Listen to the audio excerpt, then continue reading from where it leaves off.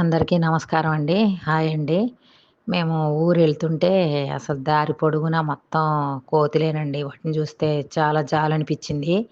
వాటికి అడవిలో ఏ ఫుడ్డు లేక మనం అడవులు గూడా బాగా నరికేయడం వల్లండి, అడవులలో వాటికి కాయలేమి సీజన్ ప్రకారం దొరికే కాయలు తింటుంటాయండి. అసలు అడవిలో చెట్లల్లో అవి ఏ చెట్లు లేక వాటికి ఏమి ఆహారం లేక ఈ ఊర్లో పడి ఆ విధంగా తిరుగుతున్నాయండి. రోడ్ల మీద ఎవరన్నా అల్లిళ్ళు ఇయన్నీ ఏస్తే తినుకుంటా ఆ విధంగా ఉన్నాయి. వాటిని చూస్తే చాలా జాలనిపిచ్చింది. పాపం వాటికి ఏదో ఒకటి ఒక జూ ఏర్పాటు చేసి ప్రభుత్వం మంచిగా వాటిని పిల్లలు పుట్టకుండా వాటికి కొన్నిటికి ఆపరేషన్ చేసేసి వాటి సంతతికి బాగా పెరిగిపోయిందండి. అన్ని పల్లెటూరుల్లో కూడా ఇంతకుముందు కాయగూరలు అయి కాయించుకునేవాళ్ళు. ఇప్పుడు ఈ కోతుల బెడద వల్ల అసలు కాయగూరలు కూడా కాయించుకోలేకపోతున్నారు. వీటిని ఏదో ఒకటి ఒక మంచి సంరక్షణ చేసి వాటికి ఏదన్నా జూ కట్టి ఇది చేస్తే ఎంత బావుంటదోనండి. వాటికి తిండి లేక చాలా ఇబ్బంది పడుతున్నాయండి. వాటిని చూస్తే చాలా జాలనిపించిందండి. రోడ్డు పొడుగున మంకీలే అండి అసలు మొత్తం. జై శ్రీరామ్ అండి.